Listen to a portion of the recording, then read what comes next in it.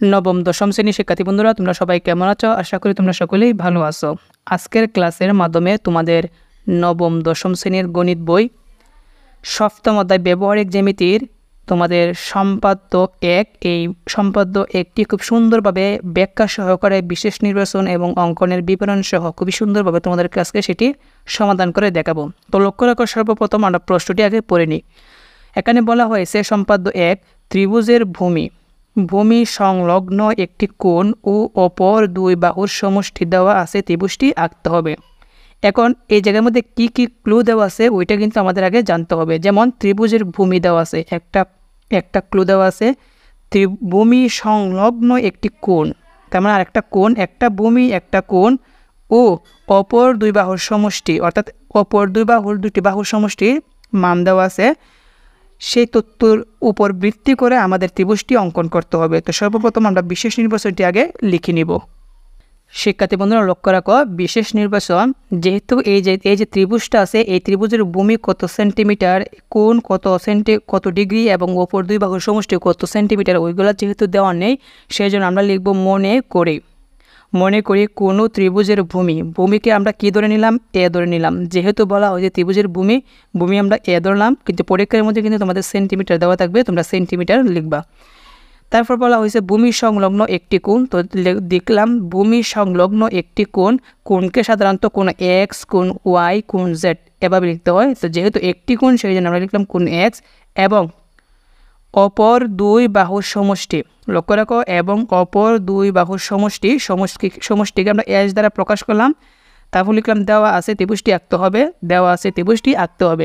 তবে বিশেষ নির্বাচনটা কিন্তু খুবই সিম্পল, তোমাদের প্রশ্নের মধ্যে যাই থাকবে তাই লিখতে হবে। যেহেতু সেন্টিমিটার ডিগ্রিগুলো দেওয়া নাই, সেই জন্য আমরা মনে মনে ধরে নিলাম। আর আরেকটা বিষয় হচ্ছে, যেটা মনে রাখতে হবে সেটি হচ্ছে কোণকে কিন্তু কোণ এক্স, কোণ ওয়াই এবং কোণ জেড দ্বারা প্রকাশ করা হয়, এভাবে আমাদের কোণ চিহ্ন দিতে হবে। তো লক্ষ্য রাখো, এখন কিন্তু আমরা সুন্দর করে কিন্তু এখন সেটিকে আমরা এখন সমাধান করে নিব যে কিভাবে আমরা ত্রিভুজটি অঙ্কন করব। একটু ভালোভাবে মনোযোগ দিবা। এখন লক্ষ্য রাখো, তোমরা কিন্তু পেন্সিল দিয়ে আঁকবা, আমি কিন্তু কলম দিয়ে আঁকতেছি। যেহেতু বলা হয়েছে ত্রিভুজের ভূমি, তো আমরা একটা ভূমি নিব। মনে করো ভূমিটা আমরা নিলাম 5 সেন্টিমিটার। কত সেন্টিমিটার নিলাম? 5 সেন্টিমিটার। এবং ভূমি সংলগ্ন একটি কোণটা আমরা পরে আঁকবো, এবং অপর দুই বাহুর সমষ্টি। এখন আমরা লিখবো অপর দুই বাহুর সমষ্টি। মনে করো সমষ্টিটা আমরা 8 সেন্টিমিটার দিলাম। কত সেন্টিমিটার? 8 সেন্টিমিটার। আর একটা কোণ, ভূমি সংলগ্ন একটি কোণ, আমরা কোণটিও এখানে দিয়ে দিব। কোণ যেহেতু আমাদের নির্দিষ্ট না কত ডিগ্রি, সেই জন্য আমি আন্তাজি আমার নিজের নির্ভর করে আমি একটি কোণ দিয়ে দিব। ঠিক আছে, তোমরা কিন্তু কোণ যে দিবা পরীক্ষার সময় কিন্তু কত ডিগ্রি সেটি দেওয়া থাকবে। যেহেতু এখানে নেই, আমি আমার ব্যক্তিগতভাবে আমি ডিগ্রিটা দিয়ে দিলাম। ঠিক আছে, তো দেখো আমরা ভূমিকে কী ধরছিলাম? এ, এবং সমষ্টিকে আমরা কী ধরেছিলাম? এস, আর কোণকে কী ধরেছিলাম? এক্স। ঠিক আছে, এখন কিন্তু আমরা চাইলে খুব সহজভাবে কিন্তু আমরা অঙ্কন করতে পারবো। শিক্ষার্থী বন্ধুরা লক্ষ্য রাখো, তো যে কোনো রশ্মির সর্বপ্রথম আমরা যে কোনো রশ্মি একটা বিই নিয়ে নিব। এটার কিন্তু সেন্টিমিটার নেই যে তুমি কত সেন্টিমিটার নিবা। ঠিক আছে, এটা তুমি তোমার নিজের ব্যক্তিগতভাবে যতটুকু পারো তুমি নিয়ে নিবা। আমি সাধারণত এক স্কেল নিয়ে নিলাম। এটাকে বলা হয় রশ্মি বলা হয়। ঠিক আছে, আমি রশ্মিটার নাম দিলাম যে কোনো রশ্মি বিই নেই। লক্ষ্য রাখবা, তুমি যেভাবে তুমি মুখে মুখে বলতেছো বা যেভাবে তুমি অঙ্কনগুলো করতেছো, ওইভাবেই কিন্তু তোমাকে অঙ্কনের বিবরণ লিখতে হবে। তো কী করেছি, যে কোনো রশ্মি বিই নেই, বিই থেকে এ এর সমান করে, লক্ষ্য রাখো বিই থেকে এ এর সমান করব। তোমরা কম্পাসটা নিবা, কম্পাসের মধ্যে পেন্সিলটা লাগিয়ে নিবা। এই দুইটা চিহ্ন কিন্তু কম্পাসের এই জায়গা আর কলমের আর জায়গাটা ঠিক করে নিয়ে নিবা এক সমান করে। কার সমান করে? এ এর সমান করে। লক্ষ্য রাখো, আমরা এ এর সমান করলাম। এ এর সমান করে বিসি অংশ কেটে নিই। কী করেছি? বিসি অংশ কেটে নিই। কার সমান করে কাটলাম? এর সমান করে, সেই জন্য বিসির মধ্যে কিন্তু আমাদের এ দিয়ে দিতে হবে। বুঝতে পেরেছো বিষয়টা? তারপর লক্ষ্য রাখো, এখন বিকে কেন্দ্র করে কোণ এক্স সমান করে বির মধ্যে একটা কোণ অঙ্কন করবো। যেভাবে মুখে বলতেছি ওইভাবে কিন্তু অঙ্কনের বিবরণ। তো বিকে কেন্দ্র করে কোণ এক্সের সমান করে আমি সর্বপ্রথম কোণটাকে আগে কেটে নিই। আনুমানিক করে তোমরা নিবা। লক্ষ্য রাখো, এখানে এভাবে তুমি আনুমানিক করে তোমার মন মতো করে তুমি নিয়ে নিবা। নেওয়ার পর এখানে কোণটাকে কেটে দিবা। ঠিক আছে, কাটার পর কিন্তু তুমি কিন্তু নাড়াচাড়া করতে পারবা না। এখানে বিকে কেন্দ্র করে বির মধ্যে তুমি চাপটি দিয়ে দিবা। ঠিক আছে, এটা চাপ দিলাম। এখন ফাঁকা সমান ফাঁকা, অর্থাৎ এখানে যে বিন্দুটা আছে লক্ষ্য রাখো, এই বিন্দু আর এই বিন্দু আমাদের মিলাতে হবে। লক্ষ্য রাখো, এই যে বিন্দুটা মিলিয়ে এখানে কেটে দিবা। কেটে দিলাম, কাটার পর এখানে ফাঁকা সমান ফাঁকা দিয়ে দিতে হবে। ঠিক আছে, আশা করি তোমরা বিষয়টা বুঝতে পেরেছো। এখন বি বিন্দু, এখানে যেটা বিন্দু হয়েছে এই বিন্দু আমরা মিলিয়ে দিব। লক্ষ্য রাখো, এই যে এটা তোমার যতটুকু লম্ব মনে চায় তুমি দিয়ে দিবা। এটাকে বলা হয় কোণ। যেহেতু দেখছি কোণ আঁকার সময় 3 অক্ষর বলতে হয় কোণ CBF আঁকি, এখানে আমরা F দিলাম। তুমি যে কোনো অক্ষরই তুমি দিতে পারো, তবে আমাদের যেহেতু ত্রিভুজের 3টি বিন্দু থাকে, 3টা বিন্দু যে আমাদের ABC হয় সেদিক দিয়ে তোমরা খেয়াল রাখবা।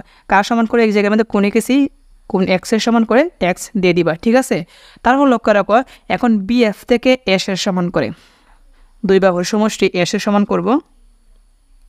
লক্ষ্য রাখো, সমান করলাম। সমান করার পর BF থেকে S এর সমান করে BD অংশ কেটে নিই। BD অংশ কেটে নিই, এই যে আমি D দিলাম। কার সমান করে কাটছি বলো তো? S এর সমান করে, সেই জন্য এই জায়গার মধ্যে আমাকে ছোটো করে S দিয়ে দিতে হবে। ঠিক আছে, এটাকে বলা হয় অঙ্কনের চিহ্ন। তারপর কাজ হচ্ছে এখানে যে D বিন্দু আর C বিন্দু আছে আমরা সেটা যোগ করে দিব, অর্থাৎ C, D যোগ করে নিই।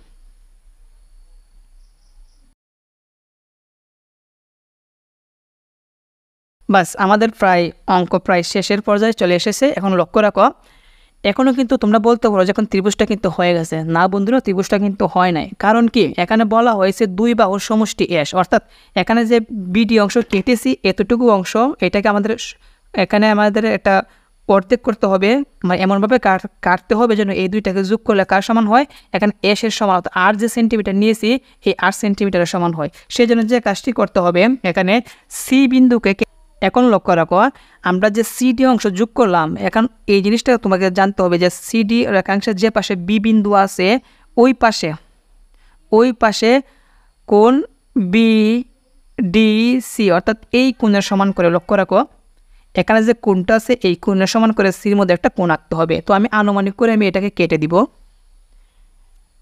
এই যে কেটে দিলাম, একটা চাপ দিলাম। যে চাপটি আমি দিয়েছি সির মধ্যে, কিন্তু সেই চাপটা দিতে হবে, কোনো নাড়াচাড়া করা যাবে না। বাস, আমি চাপটা দিয়ে দিলাম। বুঝতে পেরেছো? তারপর কাজ হচ্ছে আমাদের ফাঁকা সমান ফাঁকা নিতে হবে।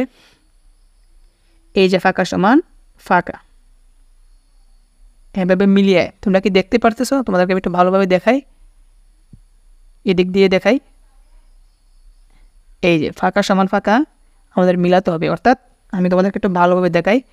এখানে কলম এবং কাটা কম্পাসের এখানে যে 2টা বিন্দু আছে এই 2টা বিন্দু মিলিয়ে তোমাকে এই জায়গার মধ্যে কিন্তু কাটতে হবে, এই দিকে লাগিয়ে। লক্ষ্য রাখো, এই জায়গার মধ্যে। ঠিক আছে, তো আমি কেটে দিই। বাস, কেটে দিলাম। কাটার পর দেখো বিন্দু হয়েছে, এখানে C বিন্দু আর এই বিন্দু আমরা এখন যোগ করে দিই, তাহলে কিন্তু আমাদের কিন্তু সমাধানটা হয়ে যাবে।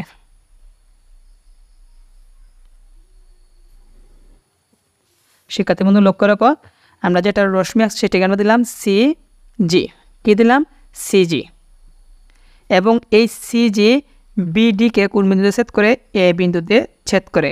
তাহলেই কিন্তু আমাদের ABC একটি কী হয়ে যাবে? ত্রিভুজ হয়ে যাবে। এবং এই যে 2টা বাহু হয়েছে, লক্ষ্য রাখো এখান থেকে এতটুকু আর এই জায়গার থেকে এতটুকু, এই 2টাকে যোগ করলে কিন্তু আমাদের 8 সেন্টিমিটার হবে। এই হচ্ছে আমাদের 2 বাহুর সমষ্টি। তো শিক্ষার্থী বন্ধুরা, আশা করি তোমরা চিত্রটা কীভাবে হয়েছে তোমরা সেটি ভালোভাবে বুঝতে পেরেছো। তারপর তোমাদেরকে আমি আবার বলে দিই, লক্ষ্য রাখো সর্বপ্রথম যে কাজটি করছি, আমরা যে কোনো রশ্মি একটা BE নিলাম। এই BE থেকে এর সমান করে BC অংশ কেটে নিই। BCর B বিন্দুতে কোণ X এর সমান করে কোণ CBF আঁকলাম। তাহলে BF থেকে S এর সমান করে BD অংশ কেটে নিই, C, D যোগ করি। CD অর্থাৎ DC রেখাংশের যে পাশে B বিন্দু আছে সেই পাশে কোণ BDC, অর্থাৎ এই কোণের সমান করে আমরা এই C এর মধ্যে একটা কোণ অঙ্কন করলাম। এটা কি করলাম? কোণ অঙ্কন করলাম। কোণটা হচ্ছে কোণ DCG অঙ্কন করলাম। ঠিক আছে, এবং এই CG BDকে এই বিন্দুতে সেট করে আমি যেভাবে মুখে বললাম ওইভাবে কিন্তু অঙ্কনের বিবরণ। তো লক্ষ্য রাখো, আমি অঙ্কনের বিবরণ আমি নিচে লিখেছি, দেখো।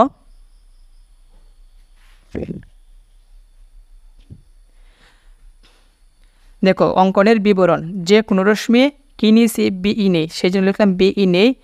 বিই থেকে কার সমান করে দেখো তো এ এর সমান করে এ এর সমান করে বিসি অংশ কেটে নিই, সেই জন্য লিখব বিসি অংশ কেটে নিই।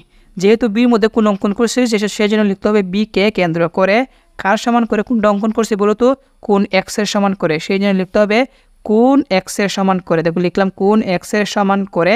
আর কোন লেখার সময় কিন্তু 3 অক্ষর লিখতে হয়। কয় অক্ষর লিখতে হয় বলো তো 3 অক্ষর। যেহেতু বির মধ্যে কোন অঙ্কন করছি তাহলে বি থাকতে হবে 3 অক্ষরের মধ্যেখানে, সেই জন্য বলতে হবে কোন সি বি এফ। কি কোন সি বি এফ আঁকি। তো লক্ষ্য রাখো আমি যখন কোনটা অঙ্কনের বইয়ের মধ্যে লিখলাম, দেখো কি লিখলাম কোন সি বি এফ। বি কিন্তু মধ্যখানে থাকতে হবে। কেন? তুমি কিন্তু বির মধ্যে কোনটা অঙ্কন করছো। তুমি যদি প্রথম বা লাস্টে দিয়ে দাও তাহলে কিন্তু হবে না। তারপর লক্ষ্য রাখো যে কাজটি করেছি বি এফ রশ্মি থেকে, লক্ষ্য রাখো বি এফ রশ্মি কোনটা, বি এফ রশ্মি থেকে এস এর সমান করে কিন্তু আমরা এখানে বিডি অংশ কেটে নিছি, সেই জন্য আমরা লিখলাম বি এফ রশ্মি থেকে এস এর সমান করে বিডি অংশ কেটে নিই। তারপর কি কাজ করছি বলো তো, তারপর সি আর ডি যোগ করেছি, সেই জন্য লিখবো সি কমা ডি যোগ করে। তো লিখলাম সি কমা ডি যোগ করি। তারপর যে কাজটা করছি সেটা হচ্ছে এখানে যে সিডি আছে এই সিডি রেখা একসাথে যে পাশে বি বিন্দু আছে ওই পাশে, অর্থাৎ এখান থেকে শুরু করে এখানে 3 অক্ষর কোণের নাম বলতে হবে, অর্থাৎ ডি কোণের সমান করে, সেই জন্য বলতে হবে কোণ বি ডি সি এর সমান করে আমরা এই জায়গার মধ্যে একটা কোণ অঙ্কন করেছি। এই কোণ অঙ্কনের নাম হচ্ছে 3 অক্ষর বলতে হবে ডি সি জি। কেন আমরা এই 3 অক্ষর বলবো, কারণ হচ্ছে আমি সির মধ্যে কোণ অঙ্কন করেছি, সেই জন্য সি মধ্যখানে থাকতে হবে, সেই জন্য বলবো কোণ বি ডি সি এর সমান করে কোণ ডি সি জি আঁকি। দেখো আমি এখানে লিখেছি, একটু ভালোভাবে লক্ষ্য রাখো।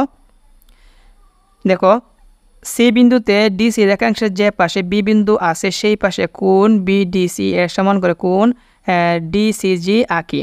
তারপর যে কাজটি সেটি হচ্ছে এখানে যে সিজি রশ্মি বিডিকে কোন বিন্দুতে ছেদ করে এ বিন্দুতে ছেদ করে, এই কথাটা কিন্তু আমরা এখানে লিখে দিলাম। দেখো সিজি রশ্মি বিডিকে এ বিন্দুতে ছেদ করে, তাহলে এ বি সি এইটা কিন্তু ত্রিভুজ এ বি সি। তো দেখো আমি লিখলাম তাহলে ত্রিভুজ এ বি সি উদ্দিষ্ট ত্রিভুজ। শিক্ষার্থী বন্ধুরা, আশা করি আজকের যে সম্পাদ্যটি আছে এই সম্পাদ্যটি তোমরা খুব সুন্দরভাবে ভালোভাবে বুঝতে পেরেছো। তো পরবর্তী পর্বে তোমাদের সম্পাদ্য 2 সমাধান করে দেখাবো। এই পর্যন্ত আজকে শেষ করলাম। আসসালামু আলাইকুম।